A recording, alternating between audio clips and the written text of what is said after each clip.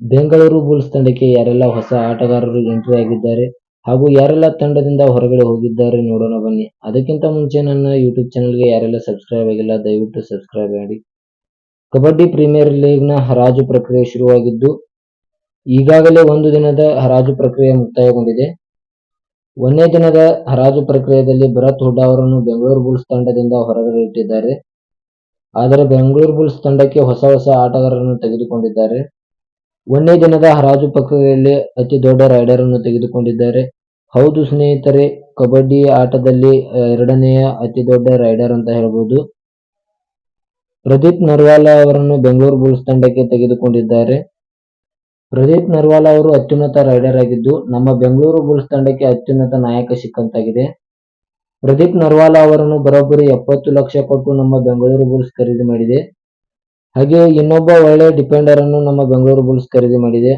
ಅಶ್ವಿನ್ ಅಂತ ಡಿಫೆಂಡರ್ ನಮ್ಮ ಬೆಂಗಳೂರು ಬುಲ್ಸ್ ತಂಡಕ್ಕೆ ಹೊಸದಾಗಿ ಎಂಟ್ರಿ ಆಗಿದ್ದಾರೆ. ಇವರು ಒಳ್ಳೆಯ ಡಿಫೆಂಡರ್ ಆಗಿದ್ದು ಒಂದನೇ ದಿನದ ಹರಾಜು ಪ್ರಕ್ರಿಯೆಯಲ್ಲಿ ನಮ್ಮ ಬೆಂಗಳೂರು ಬುಲ್ಸ್ ತಂಡವು ಇವರನ್ನು ಖರೀದಿ ಮಾಡಿದೆ.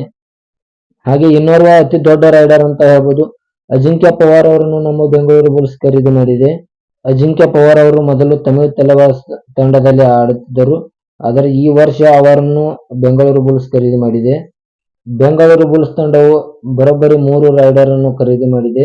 ಅದರಲ್ಲಿ ಅಜಿಂಕ್ಯ ಪವಾರ್ ಅವರು ಒಬ್ಬರು. ಅಜಿಂಕ್ಯ ಪವಾರ್ ಅವರಿಗೆ ಬರೋಬ್ಬರಿ 1,10 ಲಕ್ಷವನ್ನು ಕೊಟ್ಟು ನಮ್ಮ ಬೆಂಗಳೂರು ಬುಲ್ಸ್ ಖರೀದಿ ಮಾಡಿದೆ. ಹಾಗೆ ನಮ್ಮ ಬೆಂಗಳೂರು ಬುಲ್ಸ್ ಮಾಜಿ ನಾಯಕನಾದಂಥ ಪವನ್ ಶರಾವತ್ ಅವರನ್ನು ಬರೋಬ್ಬರಿ 1.7 ಕೋಟಿಗೆ ಬೇಡಿದರೂ ಕೂಡ ಅವರನ್ನು ರಿಟೈನ್ ಮಾಡಿಕೊಳ್ಳಲು ಆಗಲಿಲ್ಲ. ಯುವರಾಜ್ ಅಂತ ಒಳ್ಳೆಯ ಆಟಗಾರರನ್ನು ನಮ್ಮ ಬೆಂಗಳೂರು ಬುಲ್ಸ್ ಖರೀದಿ ಮಾಡಿದೆ. ಪ್ರದೀಪ್ ನರ್ವಾಲ್ ಮತ್ತು ಅಜಿಂಕ್ಯ ಪವಾರ್ ನಂತ ಒಳ್ಳೆಯ ರೈಡರ್ಗಳನ್ನು ನಮ್ಮ ಬೆಂಗಳೂರು ಬುಲ್ಸ್ ತೆಗೆದುಕೊಂಡಿದೆ. ಒಂದನೇ ದಿನದ ಹರಾಜು ಪ್ರಕ್ರಿಯೆ ಮುಕ್ತಾಯಗೊಂಡಿದೆ. ಇನ್ನು ಎರಡನೇ ದಿನದ ಹರಾಜು ಪ್ರಕ್ರಿಯೆ ಇನ್ನೂ ಬಾಕಿ ಇದೆ. ಅಲ್ಲಿ ಯಾವೆಲ್ಲ ಆಟಗಾರರನ್ನು ತೆಗೆದುಕೊಳ್ಳುತ್ತಾರೆ ನೋಡೋಣ. ಹಾಗೆ ಮುಂದಿನ ವಿಡಿಯೋಗಳಿಗೆ ಸಿಗೋಣ. ಧನ್ಯವಾದಗಳು.